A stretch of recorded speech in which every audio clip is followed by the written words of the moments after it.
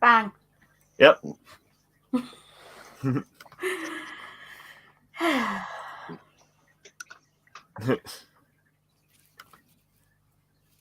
Hello and welcome to another episode of Media Musings. This, of course, brought to us by my one and only patron, Santi the Sane, and also my Teespring. Go be a patron and use Teespring.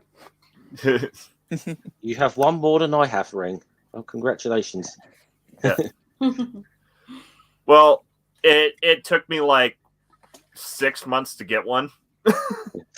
Okay, so that's what I can look forward to. I'm sorry, I just set up my Patreon like this morning, so. Well, to be fair, I set mine up like right before COVID hit, and I didn't feel right, advertising it. Yeah. And then after, a few months in, there were obviously more important causes to try and get money towards than, an extra couple of dollars to help get me to the UK.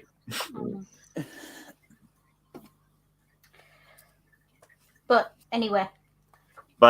anyways, so we have Hopswatch and Microraptor in the chat.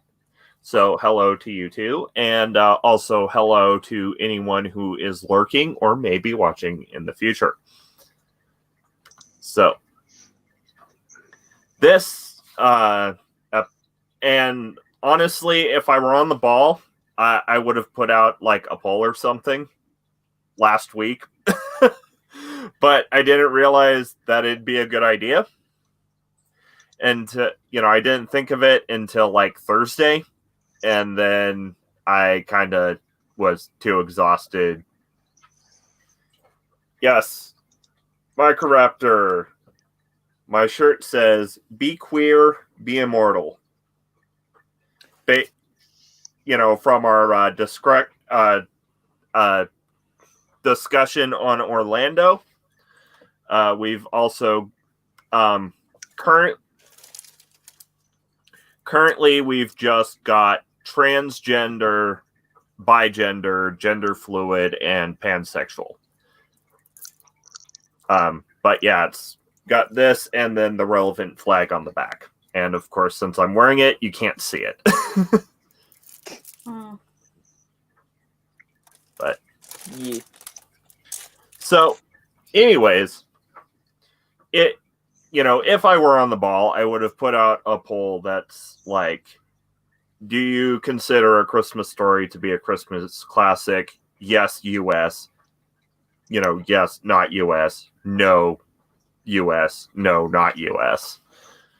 Because it seems to me like your reception of the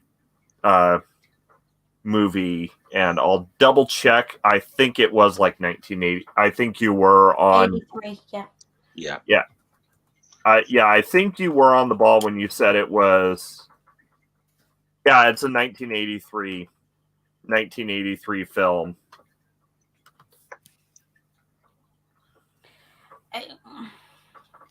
I think, like, unless, like, you're very much more likely to like the movie if you're American. That, Well, to be honest, if you're not American, the entire plot's a bit nonsensical. In the English-speaking Western Hemisphere. Yeah. But yeah, for those where the title doesn't ring the bell, there's a picture of the cover. Yeah, it's one of those films, and I'm gonna. Do you know what? I'm gonna dive straight in there and just shots fired, quite literally. Okay. Hold on. Hold on. Hold fire. I have a theory, and until someone disproves this theory, I intend to maintain this theory. You cannot tell me, in all seriousness, that the NRA did not help fund this film. And Ring's about to Google it. I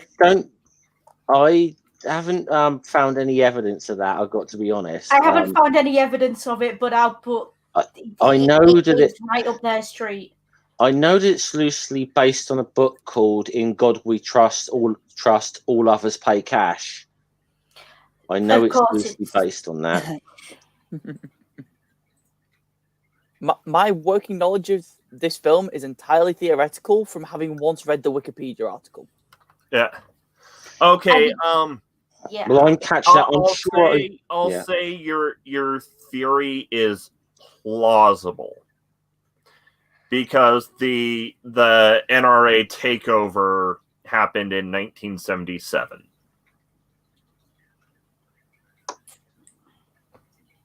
So there is definitely some, because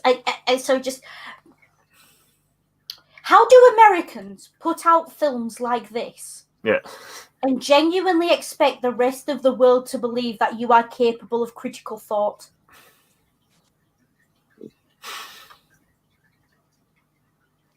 Please explain this to me. In the rest of the world, when we make Christmas movies about kids, they want dolls, or their parents are divorced and they want them to get back together, or they want a teddy bear, or a games console, not a fucking gun. What the fuck? A toy gun, not a freaking BB gun powerful enough to take out ducks. And I'm sorry, but sleeping with it? If the NRA didn't help fund that shit, the Marines sure as hell did. I just... Yeah. I don't understand a culture that can turn out a film like that. I really don't. And that's not to say I particularly like British Christmas films, because I generally not so much. I'm not a big Christmas film fan, full stop. But okay, so we're me gonna a Dickens book any day. Yeah, we're gonna put a pause on your hissy fit real quick, and explain the what plot there is to A Christmas Story, because it isn't really so much as a movie with a single plot, but it's very much like a slice of life anthology kind of movie. Like the through line is boy wants toy gun. Is Ralphie wants a hold on.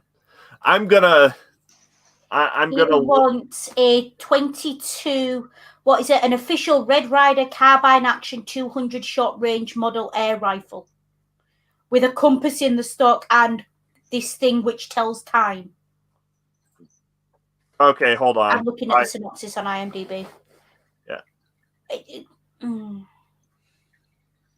First of all, why do you need a sundial on a gun? You've got to watch. And I'm looking again at the wiki article for it. And Yeah. the whole plot is like 3 paragraphs before it says other vignettes. Yeah. Now I think the Red Ryder BB gun, if people are not familiar with it, it looks a lot like the Winchester rifle. Mm-hmm. Yeah.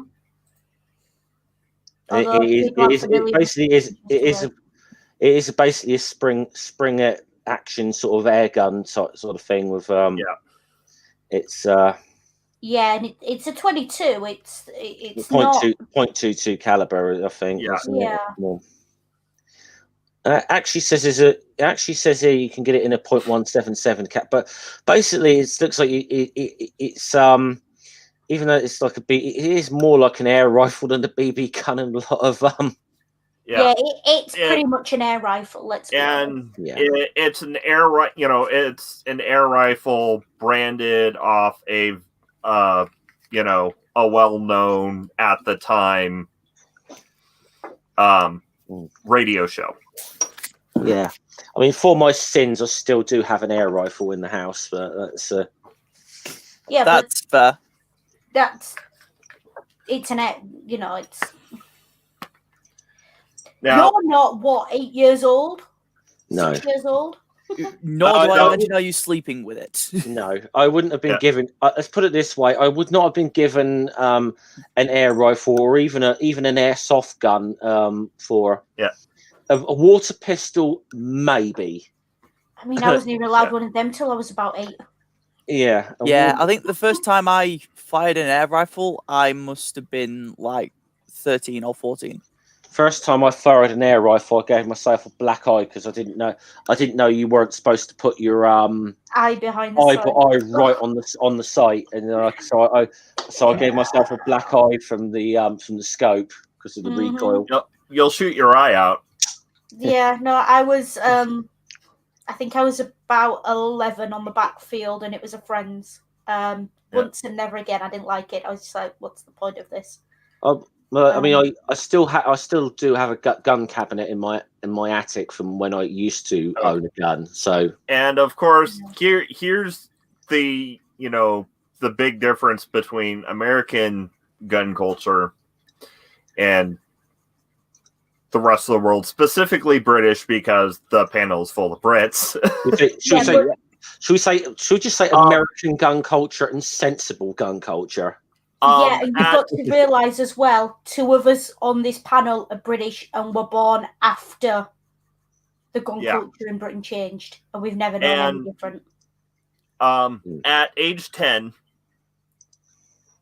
I had already qualified for my hunting license. And yet I've seen you shoot, and I know I'm a better shot than you.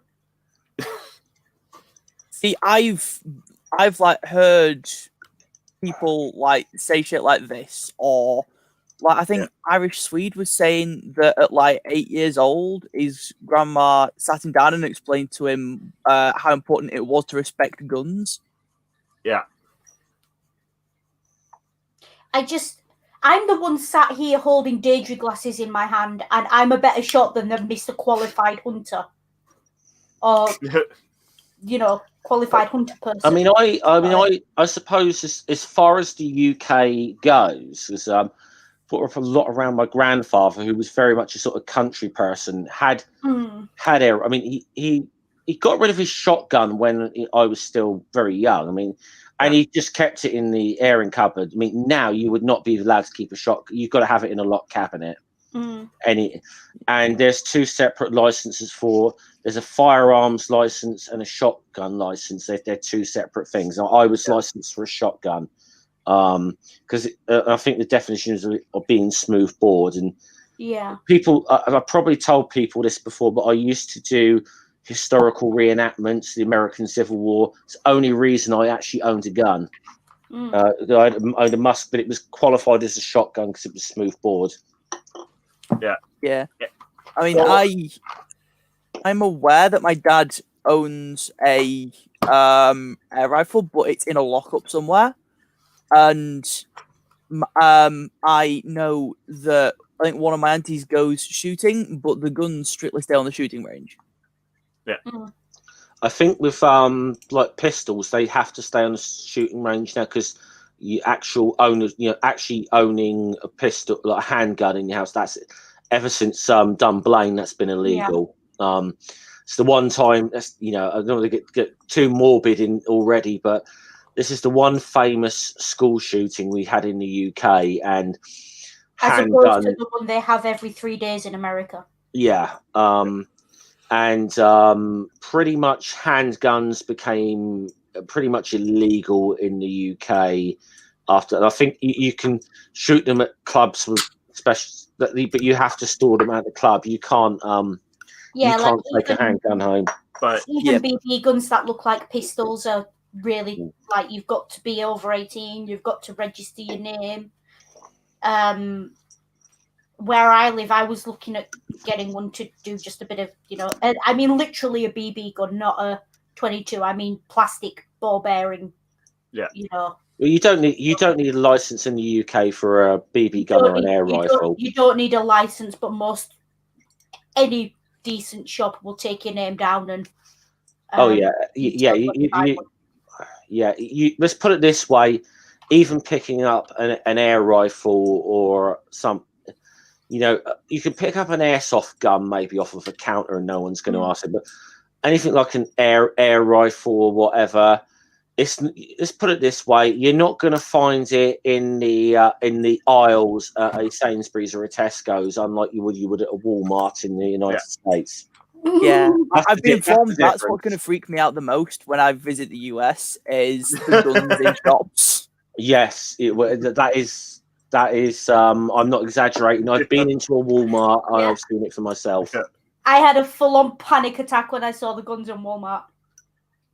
And one of them, well, there was like the gun counter thing, but then the stuff that you wouldn't be able to just in the aisles there was stuff like air rifles, crossbows.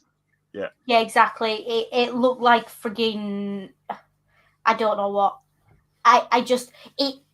Dear America, okay, dear Americans, if there is ever like a nuclear apocalypse thing in your area and you need weapons, just go Walmart. Yeah. Walmart or your local sporting goods store. Just go hole up in Walmart, you'll be fine. I mean, like, we have some shops that sell weapons, but it's just like sword shops, basically. Yeah, but let's be honest, if you want to buy anything bigger than a Swiss Army knife in the UK, you're going to get some funny looks unless it's blunted. And Microraptor, partially, I think, partially because America did a lot of its cultural development as a frontier nation. So it is tied into, manifest destiny and being self-sufficient and something and such. For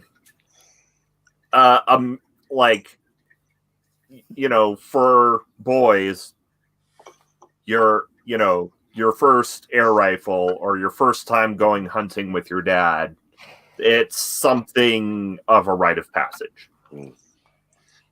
I'd also say something, and obviously I'm not an American, and I don't want to go into a whole Second Amendment rabbit hole, because that could be a whole stream in itself. Oh yeah. But I will just touch on it, and I think there is a misconception. I think a lot that the time the Second Amendment was written was a time when smoothbore single-shot muskets. But more to the point, it was written in a time when the sort of ideas of, so we say, like the Enlightenment ideas of liberty, that people did not like the idea of standing armies. Yeah. So the idea was, because it says a well-regulated militia, so it's basically something that's called up into. You'd call up an army in time of war. It wouldn't be a stand. It wouldn't. But the idea was not to really have a large standing army. Volunteer militias.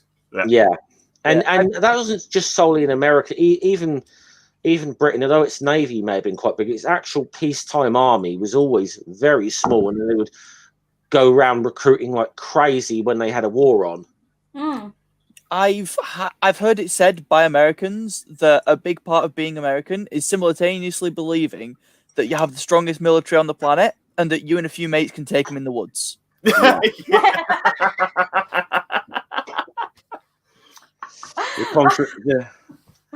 The ultimate paradox. Yeah. There's a lot of paradoxes in American thinking. Yeah. Sam, by the way, I'm going to say, I think that comment went to the internet today. That comment just won the internet. Your prize is a 22. Yeah. Official Red Ryder carbine 200 shot model range air rifle with a compass in the stock and a thing which tells time. That.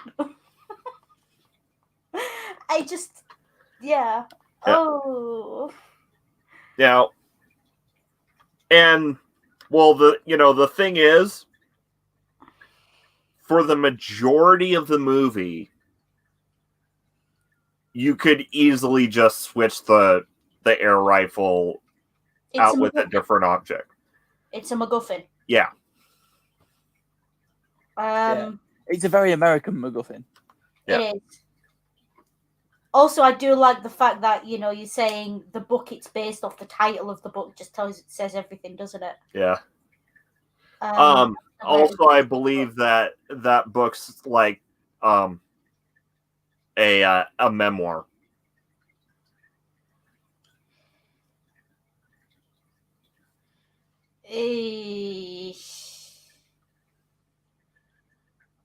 Also, like, if you were going to do a pull on this, you would have probably had to differentiate between Texans and normal people.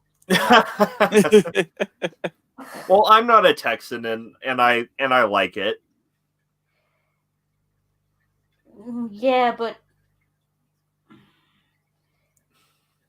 given the kind of media you were allowed to see as a child, it wasn't like you had a great broad options, is it? Let's be honest. I feel like Texas is different from the rest of the US, but the gun culture bit is similar enough that it passes. Yeah. Okay, explain this to me. Rick. Why the hell does gun culture and violence get a pass in evangelical censorship?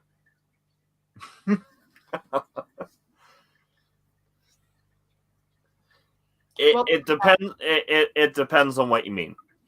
Okay, let me put it this way. You can't watch the movie with the flashy sticks and the CGI because it might make you a witch, but here's a movie glorifying getting a gun for Christmas. Explain. Make it make sense. Well, because the Christians have guns, the Christians don't have flashy sticks. Therefore, since the Christians don't have it, it's evil. You're not allowed to say America.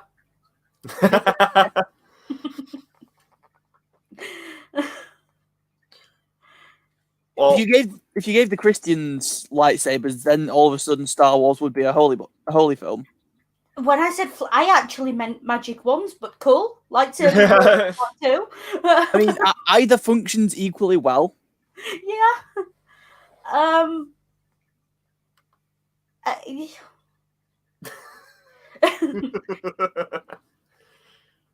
To be fair, most American. Let's not use American definitions for words. No, that's going to go wrong. But or spellings while we're at it. True, because it's spelled aluminium, and that's why it's pronounced aluminium.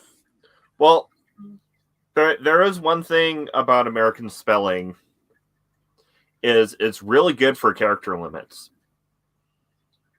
That's not a good thing. It is on Twitter. No, it's not. Twitter is designed to make you dumb down to the lowest common denominator. Anything that facilitates that is not a good thing. Actually, you know why Americans drop like U's and such, right? Capitalism. Yeah, I'm aware, but even still. I think it just says everything about America. But this entire stream is going to be me ranting about American gun culture. I hope you're aware of it. Yeah, because if I remember right, basically what happened was that newspapers charged, like, if you wanted to put an ad in the newspaper, they charged by the letter. Yeah. So Americans started dropping letters. Funnily enough, if you want to put obituaries in a lot of newspapers, they still charge they charge to a character limit. See, I find it almost comical that even the reason for the fucked up spellings of Americans is capitalism. Yeah.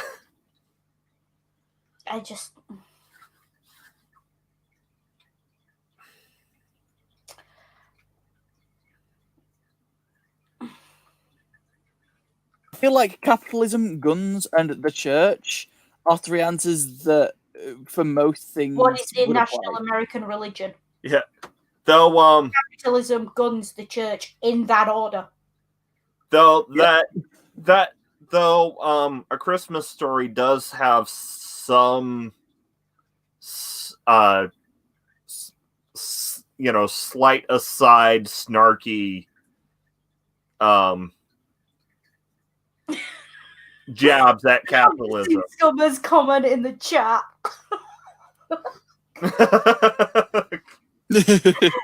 But anyways, like for instance,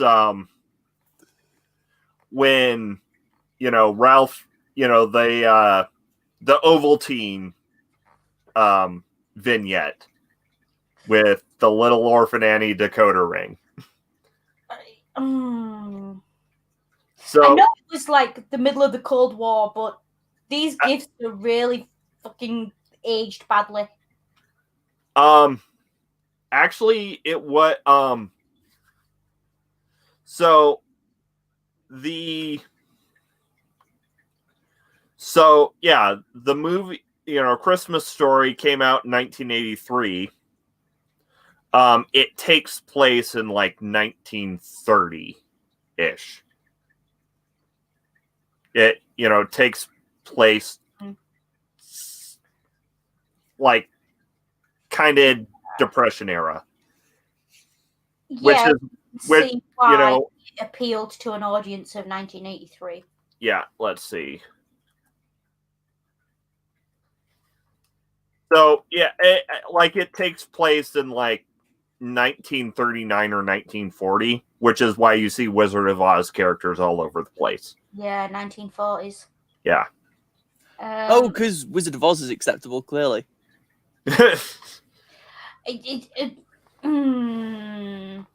We've got to talk Wizard of Oz some. Oh, Wizard of Oz is probably also its own stream. Oh yeah, that's why I'm saying Wizard of Oz has definitely got to be its own topic.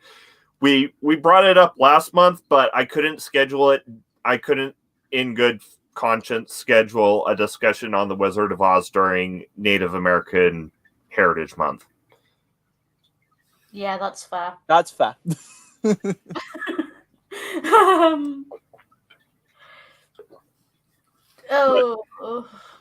So, anyways, yes, there are sides, and yeah, some of them might have decent messages.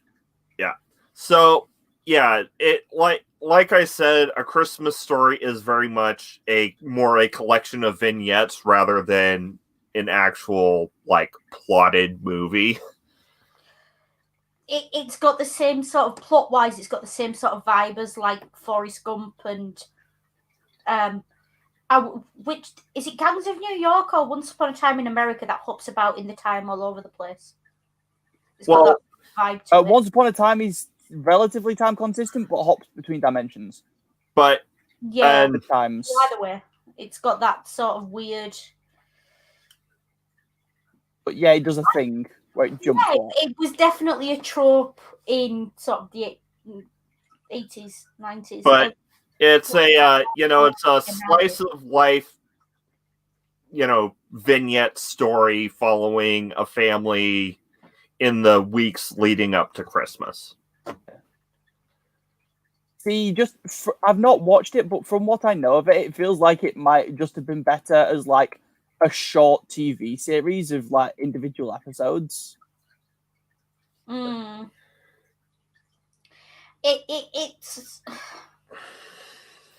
Do you know what it is? A lot of Christmas films, right? Yeah. And I maintain this. You know you're an adult when you start sympathizing with the adults and villains in Christmas films. Yes. It's like sympathizing with the teachers in school, in books about school. Oh, sorry. I started doing both of those things at age 14.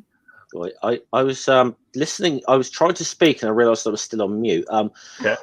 When you say about things that jump around and talk, were you thinking of Pulp Fiction at all? Because that's a good example of like lots of collection of short stories that sort of jumps around in the timeline.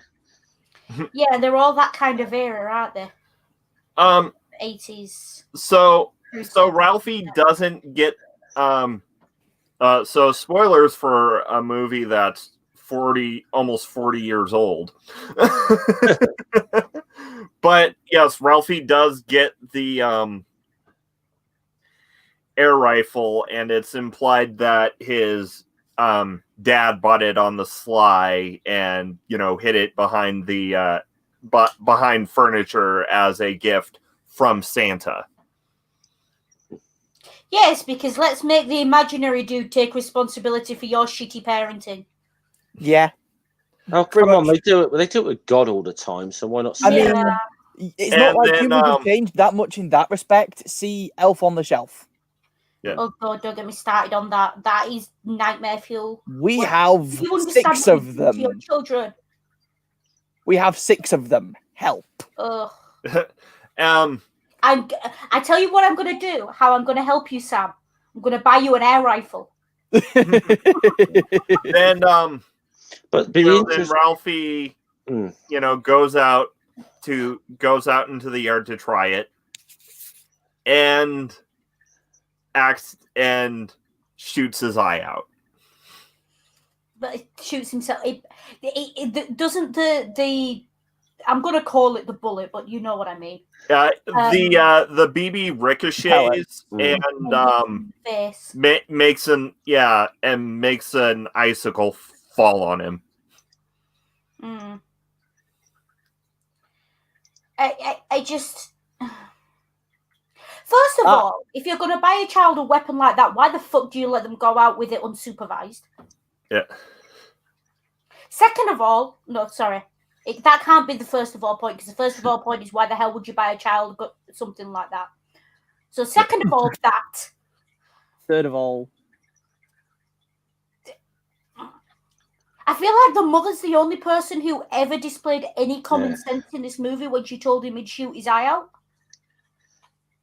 Well, I mean, Santa and his teacher also told him that you'd shoot your eye out. But the thing is, none of these adults followed through. Sad thing is, if you actually look up these particular guns, they were kind of marketed as toys. It's just quite which is just, even though there is it's actually the Red Ryder BB gun actually did have a 128-page handbook. You could just say the way the poster is and everything. No one's reading that. Exactly.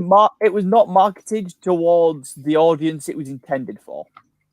Yeah, it's like about 10 years ago, there was a vogue in the UK of kids getting BB guns for Christmas. Yeah. Oh, I had a couple of friends who got them, and it was just like, what the fuck? Let me find back on it. It's like, what were the parents thinking? Like, even the little plastic ones that were really low powered and the springs were really soft were doing damage. We're hitting kids in the eye and stuff. Yeah. Like, we have Nerf guns. We don't need BB guns. Exactly. Right. I'm trying to find. Where is it? Christmas. I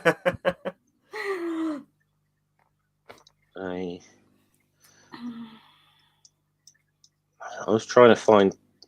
I was trying to find the picture of it. That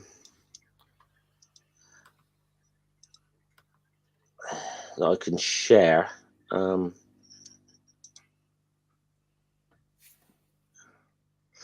And goddamn, you can buy this blooming gun on Amazon, by the way. Oh God. Well, I mean, it's probably. But if you see you actually see the boxes these things come in, or used to come in. You can see they are marketed as toys. Yeah. Hold on. I've got one here on my screen. And with the sort of, especially like the cowboy imagery and so on, because it is designed to look like the Winchester rifle, which anyone's. I know people said like earlier about what's that, but yeah, exactly. Anyone who's seen a Western film will know what a Winchester rifle looks like. That. Yeah. So that's a good example. Yeah, that's a good example of what I'm on about. It looks like it's marketed as a toy. Yeah. And Yeah, it has that sort of cheap cardboardy Christmas present thing to it. Yeah. it's very much. And I reiterate, a sundial on the side of it is nothing but decoration. It would be entirely useless. Yeah. Yeah, I mean, if you But- have the compass, They're on fixed points. if you have a if you have the compass, you can, I guess, reset it each time to a decent position. But even so, Yeah. This was the advert for it. Oh, have you found the same thing I have with the kid?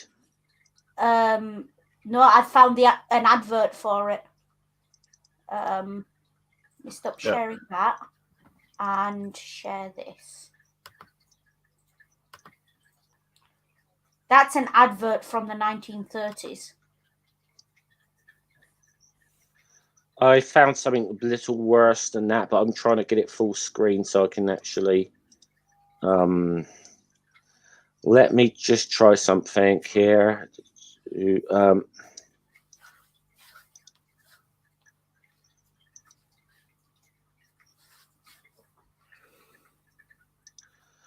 This is on a sub. This is well, oh no, this is the wrong one I'm sharing. It's the wrong one I've shared. Sorry.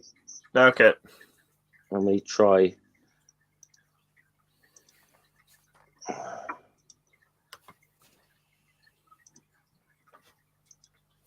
All right, try that one. You see the pic? Yeah. Do you see what I mean? That So you child is no more than, 13? A push. Yeah. Yeah. yeah, So you see how the America's favorite air rifle. So you see how it's marketed to kids, really. Yeah. The bright Yeah. colours, Yeah, and especially at the time, the attitude was, you get an air rifle to shoot at birds and stuff, and then you'll, eventually graduate to an actual rifle. Raising a country of sociopaths. No wonder America went the way it did. Who? Okay, I understand that some children are a little bit creepy and like torturing sex and shit. Those children usually get put into therapy, first off, or at least they should be. But who the fuck looks at a child and gives them the means to start murdering defenseless animals for fun? And so It's not like you're teaching these kids to hunt for the meat. You're not. What you're doing is giving them a toy to shoot at animals, and even if they don't hit them, they are still going to seriously upset those animals. Well, in the terms of at the time, most of America is rural still, and still agriculture based.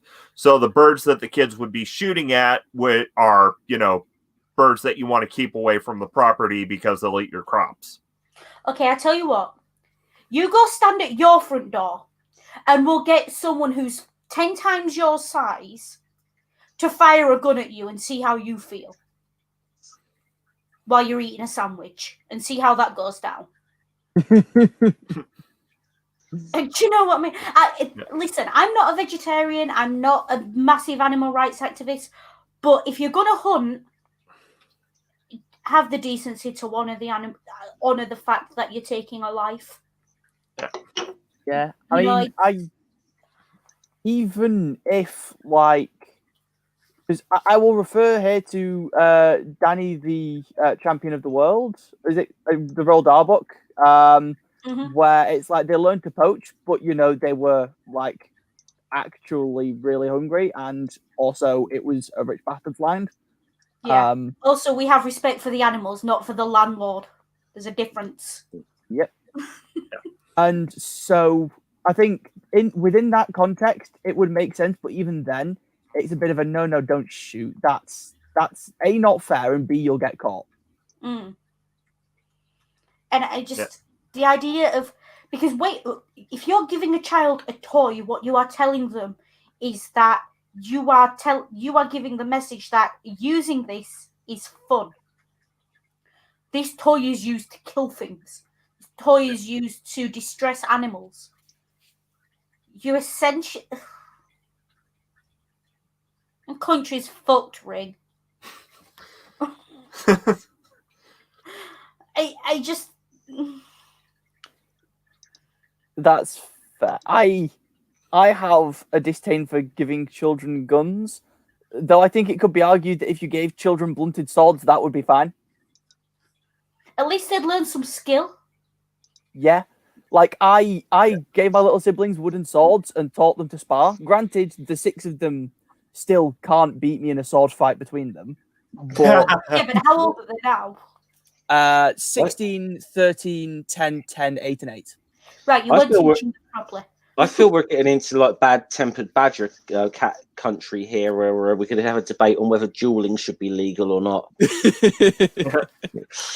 with swords, yes. Dueling with guns. The badger is in favour.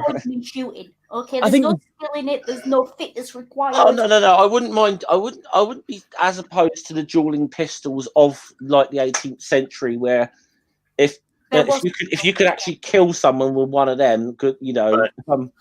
Good luck to you. And though the thing is, you know, A Christmas Story is very much a coming of age movie. But, that it would involve That like makes going it down the worse. pub with your dad for a pint rather than Yeah. being Down given a the gun. pub with your dad for a pint. But no, finishing like school. BB gun aside, you know, Yeah, it's a coming of age movie. we're getting a bit het up on the gun thing here, aren't we? Yeah. Yeah, I feel like because it's abnormal to us, that's the big thing. The three Yeah, of us focus on. And I mean, it is kind of a, you know, it is a central MacGuffin to the plot. It's what everybody remembers. So it, you know, it's fine that we spent nearly 45 minutes discussing American gun culture because I knew this would happen. And I knew it would be enlightening for the audience, hence why I wanted to have this discussion on stream. It was gonna happen. Yeah. Yeah, it was gonna. You had me on stream. You knew it was gonna happen. Yes. Especially with the current panel.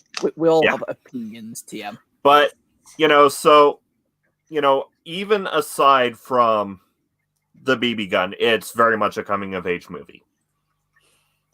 The problem is the coming of age element of the plot is so wrapped up that you cannot say aside from the gun. Well, what I'm saying is that there are other, you know, there are also other coming of age moments and lessons, you know, that Ralphie learns through the quote unquote plot of the movie. You know, like, for instance, you know, he hates Ovaltine, but, you know, he saves up all the labels and gets the decoder ring, and then he, you know, decodes the secret message and realizes that it's just a commercial.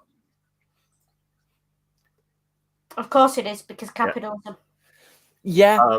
I feel like coming of age is partially code for realizing everything is capitalism.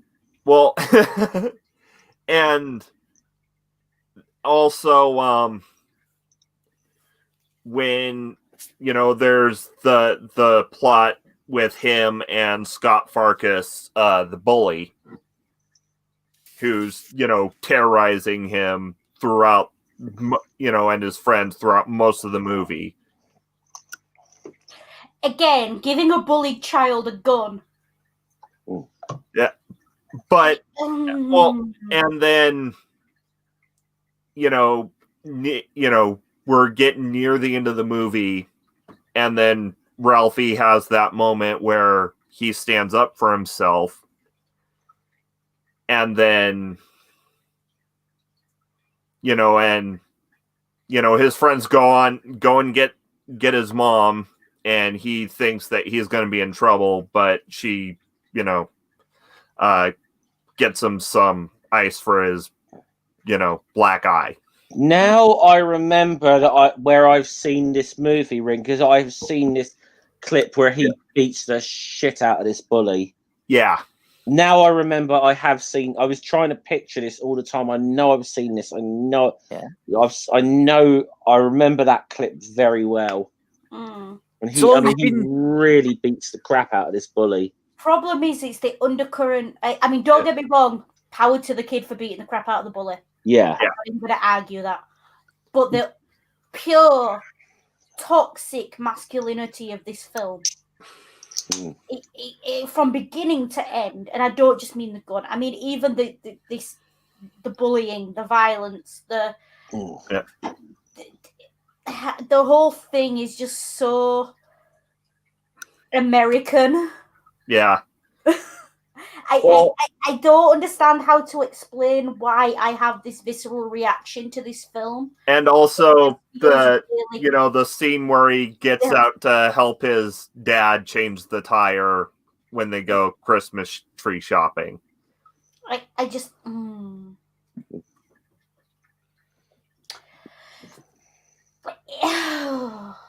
And so it is now a good time to bring up the other one of the other famous, or rather infamous, things about this movie.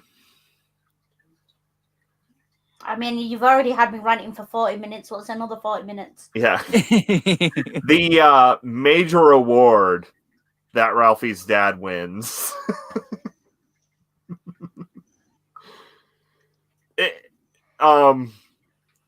In fact, I see that face, Noodle. I see that face. I'd be happy.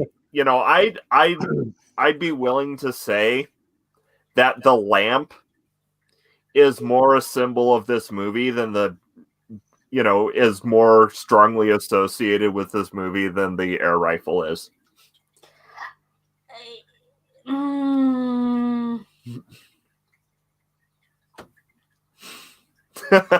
just the look on Noodle's face.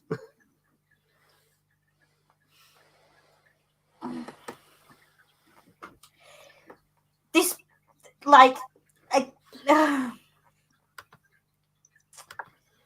hold on, I'll get an image.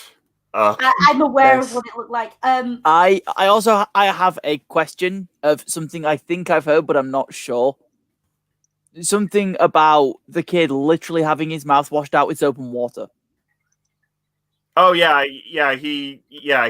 like there's a scene after he says fudge, but he didn't say fudge, where he's got a stick of soap in his mouth because his mom is washing his mouth out with soap for cussing, because that's a thing.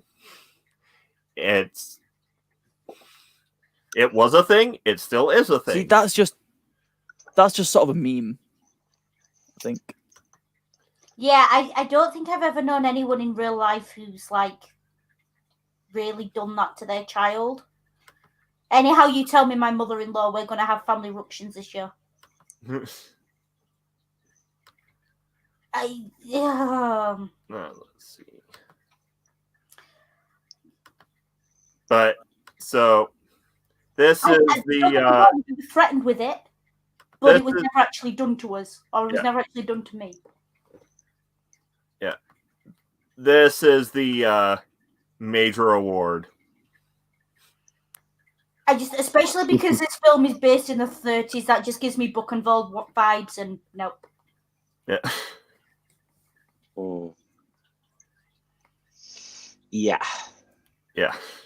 And the mother is clearly, when he gets that, is clearly so uncomfortable as well. Yeah, she doesn't like the lamp that the dad won in a newspaper contest. Oh, we lost Sam. Yeah, we did. Sure, Sam should be back shortly, I'd thought. Yeah. I hope. The whole lamp thing is just, what is a piece of 70s kitsch Americana doing in a film about the 1930s? Yeah. Mm. Sorry, lost Wi-Fi a minute. Okay. Oh, I mean, it's interesting because I said I did add a little look at the like the book, that this was based on a book by sort of someone who was actually more of a radio personality, Gene Shepherd. And I think some of these stories are supposed to be sort of semi-autobiographical. Yeah. So they obviously either stuff that's happened to Shepherd or stuff he'd heard about, I suppose, as a kid. But I mean, according to sort of legends, he told all these radio stories, and it was the author Shel Silverstein that actually encouraged Shepherd to write this all down and helped him write this book, the book that this is based off of, which is just quite interesting. We thought, sort of thing to think about, that someone is sort of well known as Shel Silverstein to and after the dad wins, the lamp,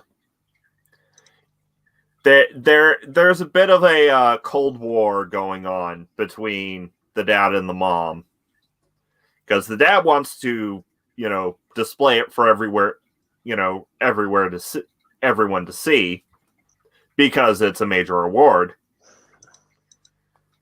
He's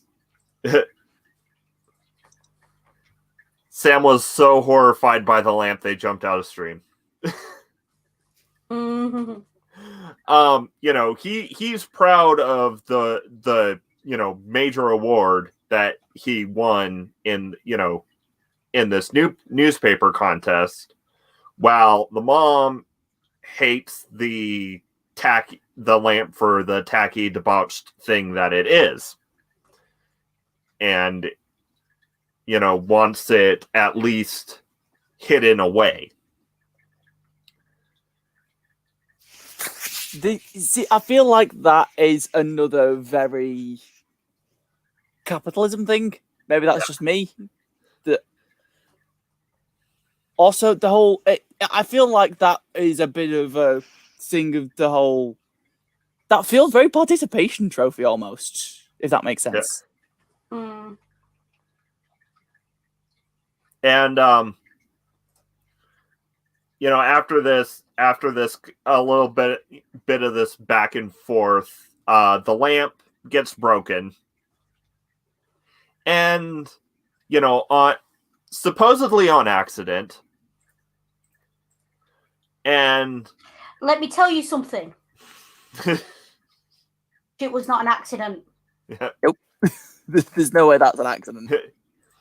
I quote the movie. Get the glue. We're out of glue. You used all the glue on purpose.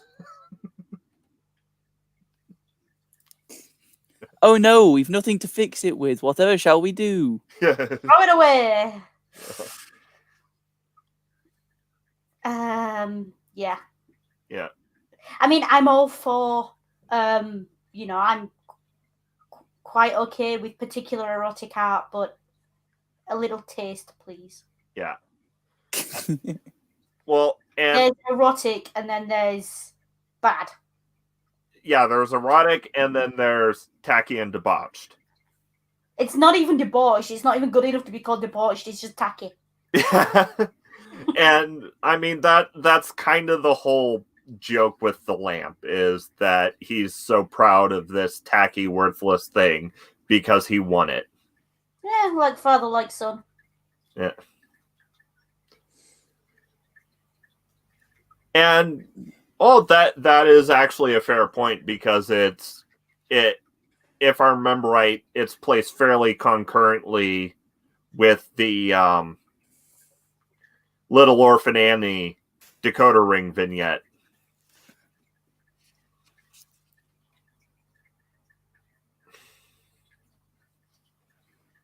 And then, of course, there's the fact that the neighbor dogs ate their turkey and they go to a Chinese restaurant.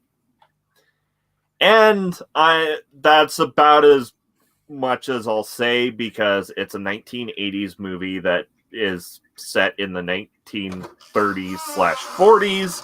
So the depiction of the owner and workers in the Chinese restaurant is not necessarily very tasteful.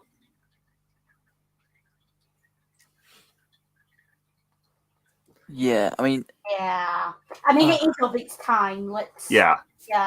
yeah, I feel like, and this is possibly just me, but I do not like see necessarily much of the appeal to this film. Like Yeah. with some American Christmas films, I can see the appeal, like National Lampoon's Christmas Vacation. Yeah. But with this one, I just don't see it. Yeah, it's like, listen, we all know the Carry On films, looking back on them, were problematic as all hell. Yeah. Oh yeah, But they stand up in a way films like this don't, because they are meant to be farcical. And there's an element of, well, it's a farce, so, you know. I think A Christmas Story and mostly gets by on one, America. Two, nostalgia, because a lot of people grew up watching it, so they do feel nostalgic for it, and I'll say that's probably one of the reasons why I like this movie. And then three, there are some strong vignettes that that do still hold up, like the triple dog dare you to lick the frozen street lamp. Yeah, okay. Or and once again, the Little Orphan Annie decoder ring. Yeah. So, and so I feel that, people who engage with it critically but still like it, mostly like it for the vignettes that do in fact hold up. I can see that, and especially if it's something that is kind of is nostalgic, because I don't have that. I'm just taking it at face value. And also, and like I said, it's probably only really popular in America because it more, specifically focuses on the American experience of growing up. It's a less universal piece of media.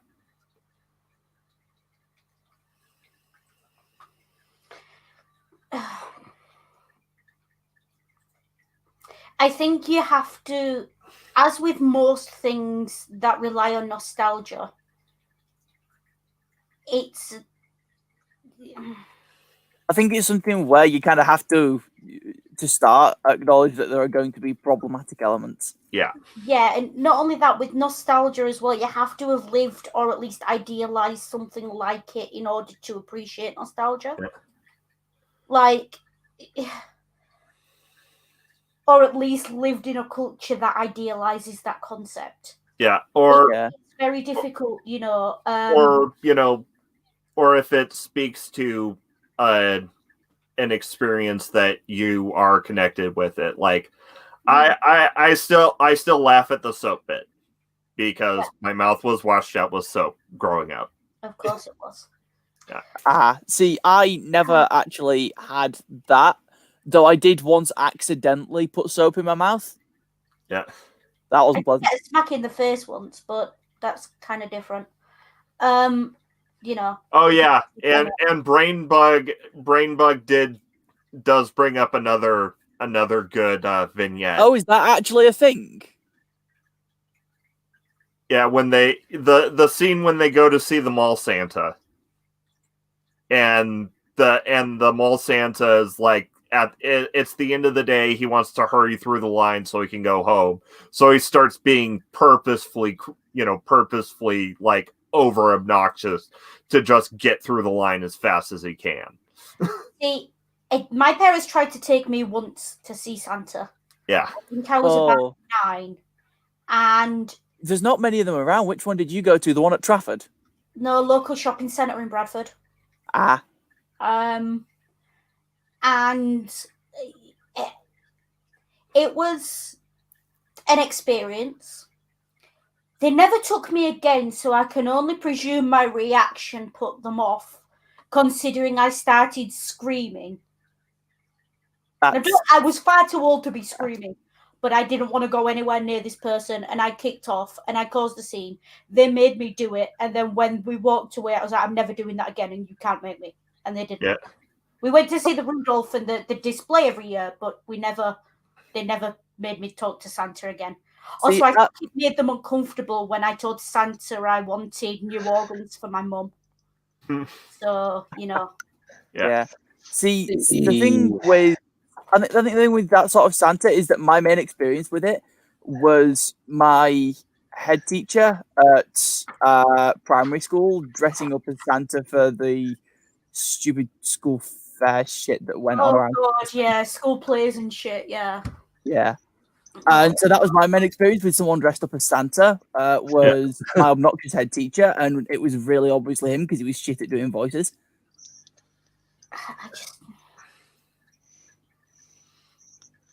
And Christmas is never like the movies. I have to make. I mean, I have to confess that I think I figured out that Santa or Father Christmas wasn't real, but probably about the time I was 6. But I kind of didn't let my mum know about that for a couple more years. Yeah, no, I realised when I was about 4 or 5. Yeah, you're kind of like, there's my first TV with my parents.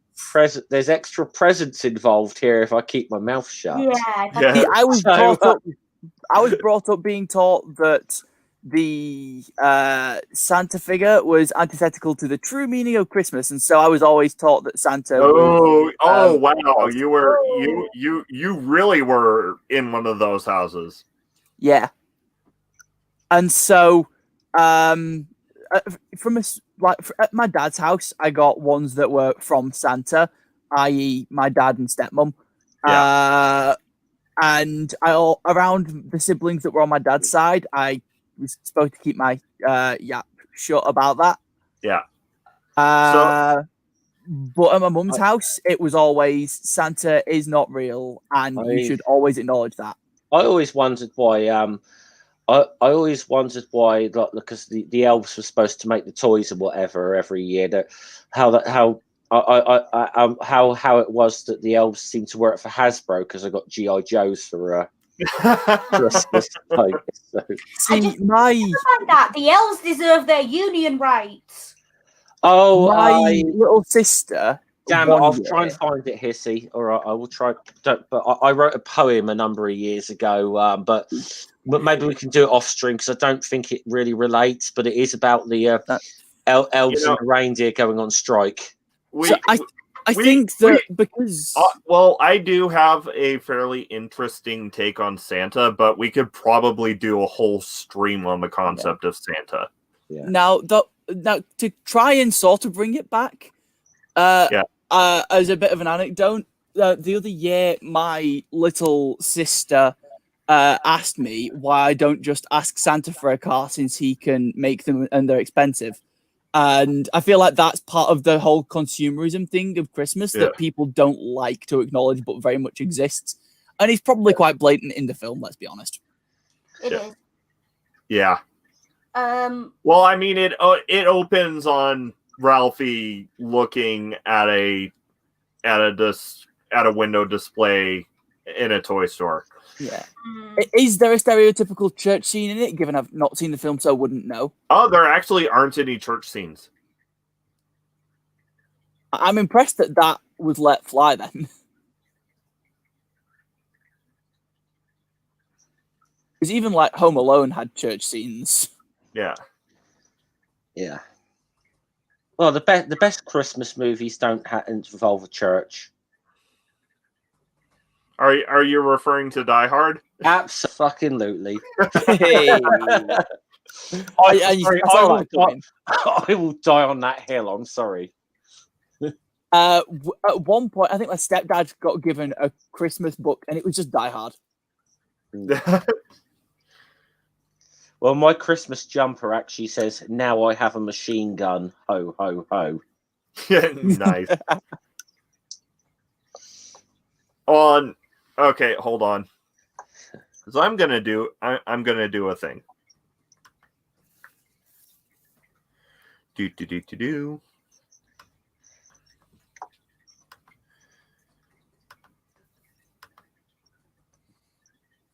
Just pulling up something. Do.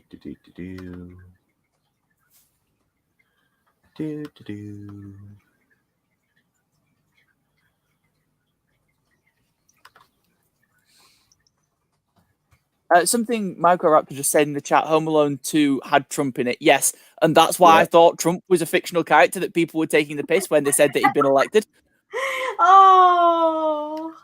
To be that innocent. I know, but Yeah. I was like 14 at the time, so... I mean, see, I always used to like the Fresh Prince of Bel-Air, but then I remember there's an episode where he's guest stars in this. I mean, yeah. I mean, let's be honest. I mean, you know, the fact that he lowered himself to like go on WrestleMania and take the Stone Cold Stunner, all right, and you guys elected him president. What the fuck? You know?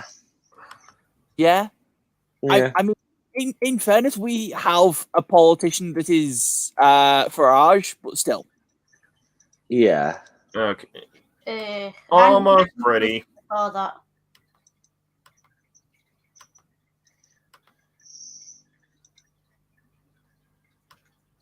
But speaking of, now I have a machine gun. Ho ho ho. There's your screen.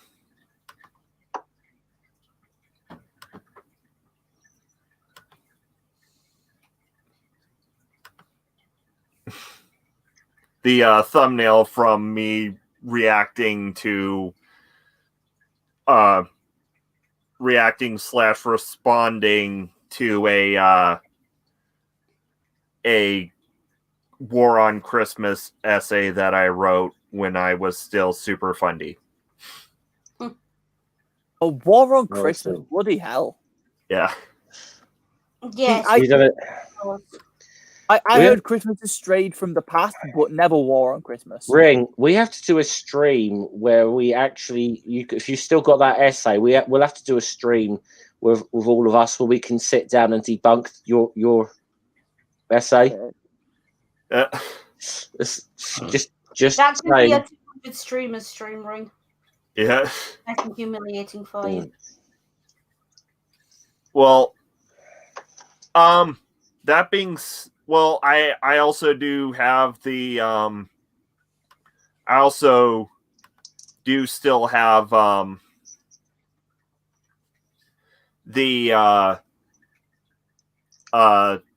well, I have the physical copy. I may still have a digital copy of the children's book I wrote for a school assignment that I dedicated to Ken freaking Ham. That hasn't been responded to yet. And yes, it is full of creationist dog whistles. So where I grew up, they wouldn't even know the word apologist if it smacked them in the face. So when people talk about having known about Ken Ham and shit growing up, I'm like, I'm just finding all of this now. Were you there? Yeah, as you can see, dedicated to Steve Irwin and Ken Ham. That's an odd pairing. That's an odd pairing. That's an odd combination. Yeah. That's quite some combination. Yeah. Yeah. Mm-hmm. Yeah. Uh, anything else we want to say about A Christmas Story?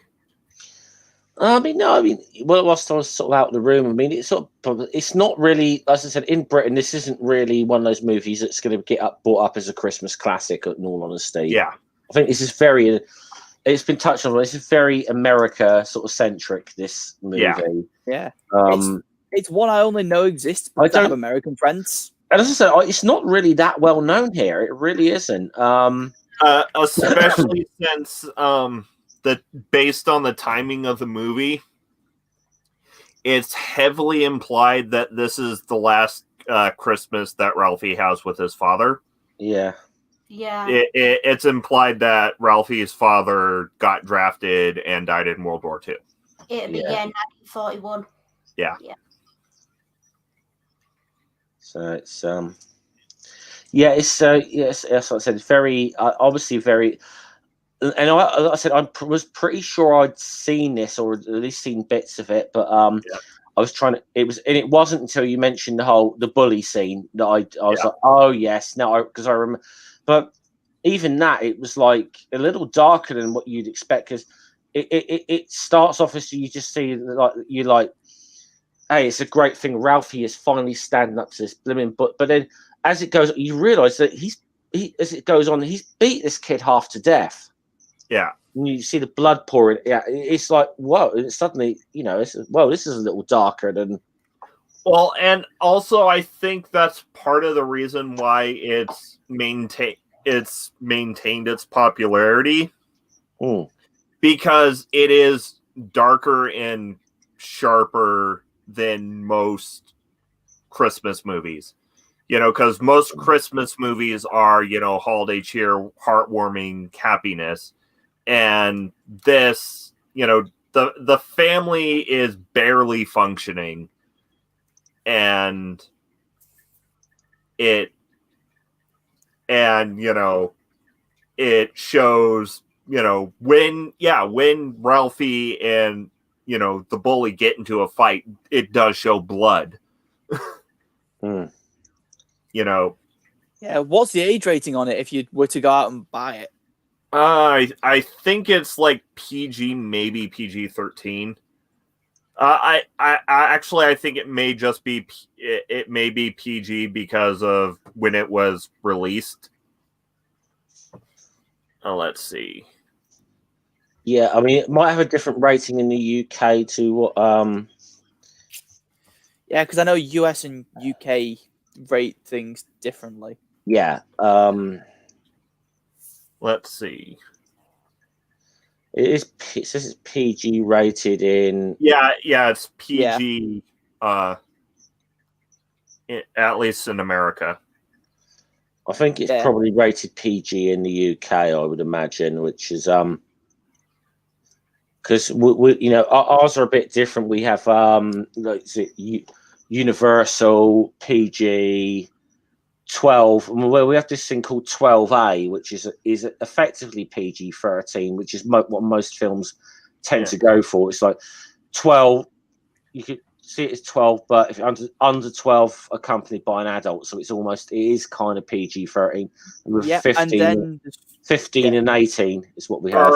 And another one of the vignettes that holds up is the bit with the fluffy bunny suit, because everyone's had that terrible outfit of clothing that was made for them by a family member that they had to wear because a family member made it for them.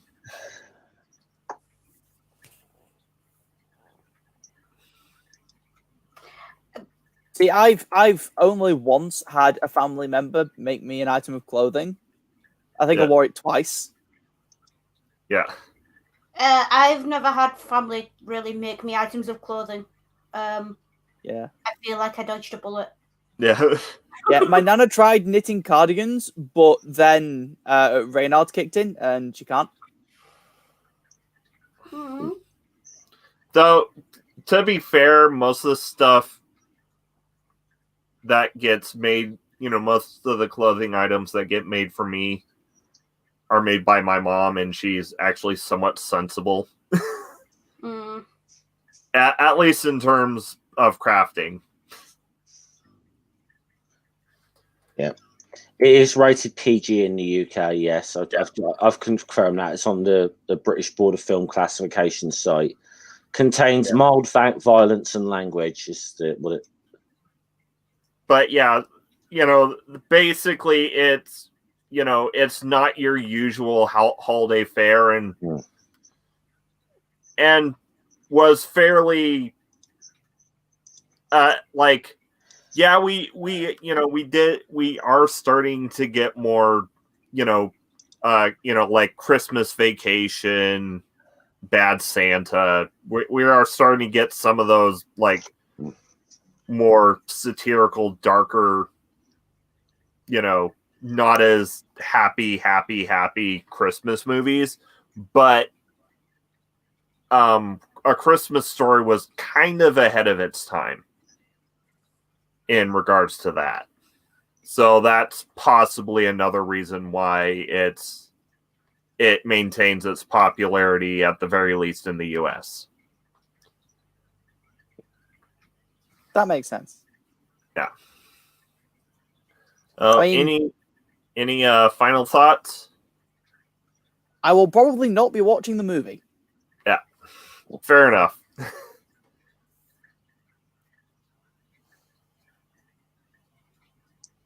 Yeah, I think I've really said all I could say about it. Really, it's a very American-centric film. I don't. Yeah, to me, it's not something that stands up overall to me. But and I said a lot of my memory of it is sketchy because it's been such a long time since I've watched it, and I knew I'd seen it, and I had to kind of jog my memory a bit with this, but. Does it stand up? I'm not really convinced it does. Yeah.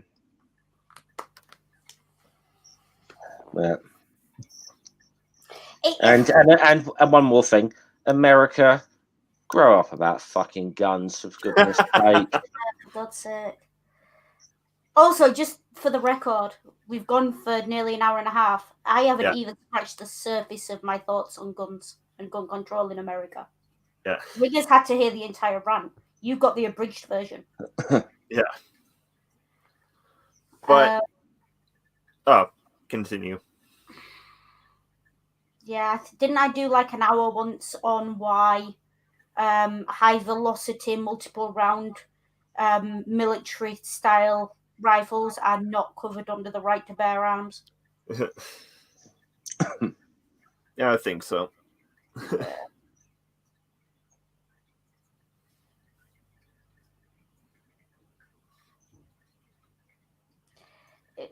Yeah. I just roundup of this film.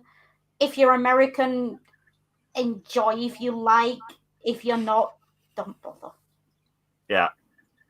And to be fair, most of the reason why I chose to discuss this movie is because reactions to this movie are, very enlightening in regards to the American gun culture conversation. And that was also partially why half of this stream had been dedicated to the American gun culture talk.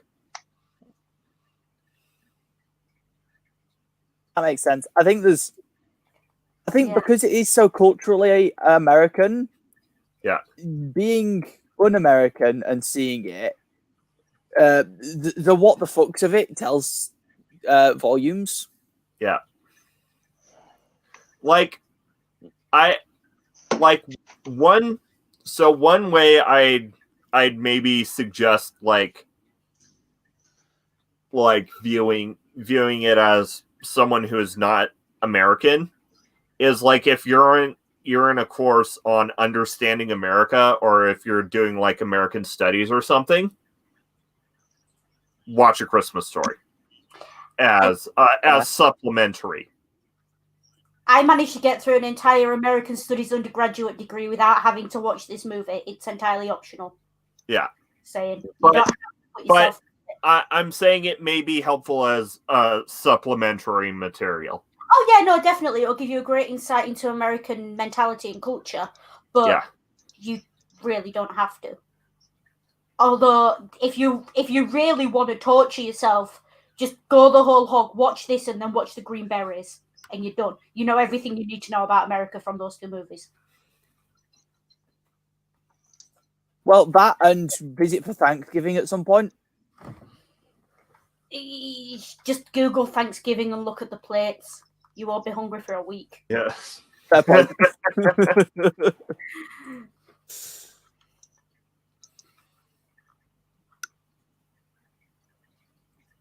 I mean, it feels like this film might be the equivalent of that one scene in Sherlock where they started talking about Asbos.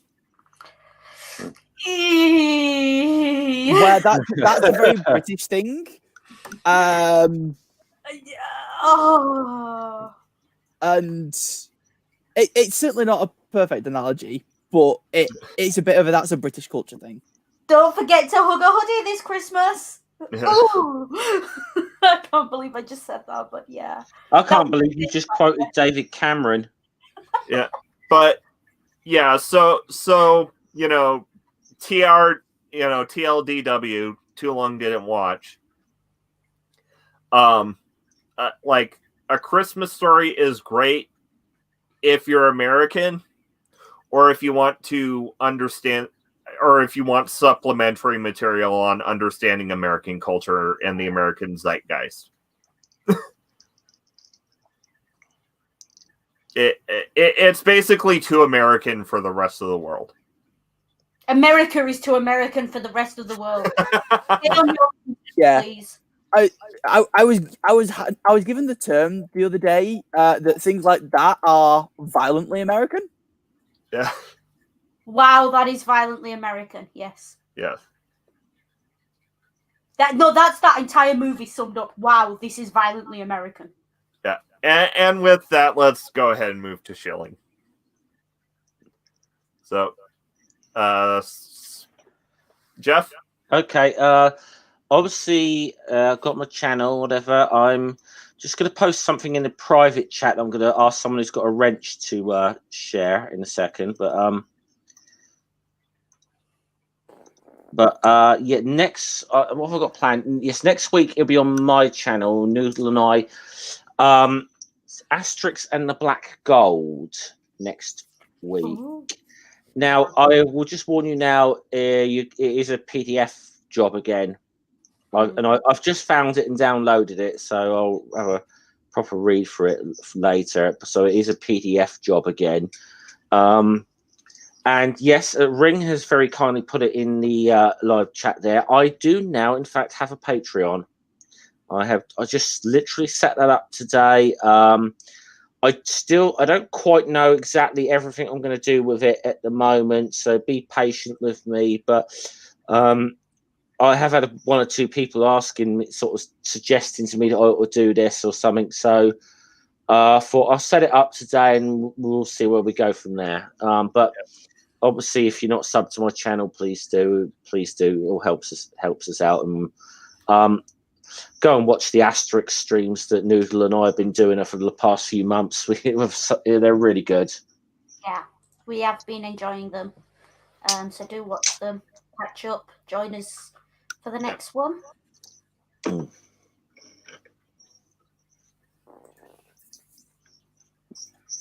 And so, Noodle?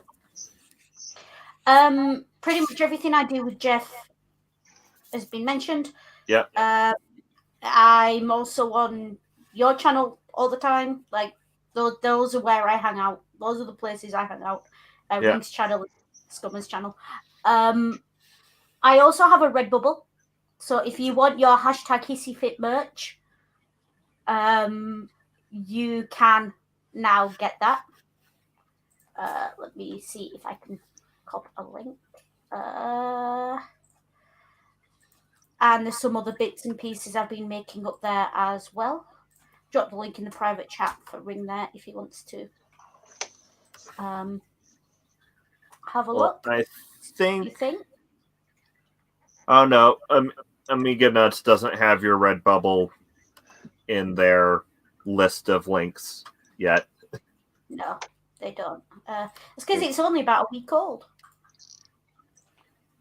There we go. It's in the chat. I've just dropped it there. So yeah, come and grab your merch. Anyone wants any designs, give me a shout. I'm fairly decent at coming up with designs. If there's anything you want making. And yeah. Yeah, Hissy came up with the cough cough, I swear it's not COVID design that's featured on my Teespring.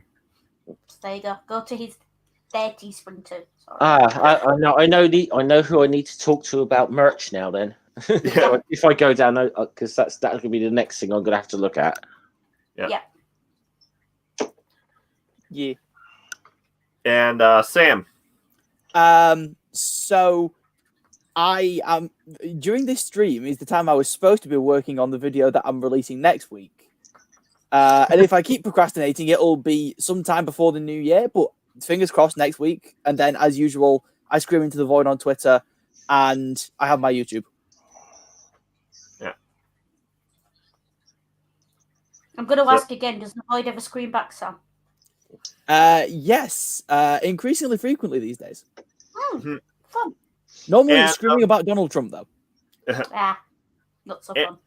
And of course, on Saturday we have secular D&D, where this upcoming week, the party is meeting a god. A god? A god.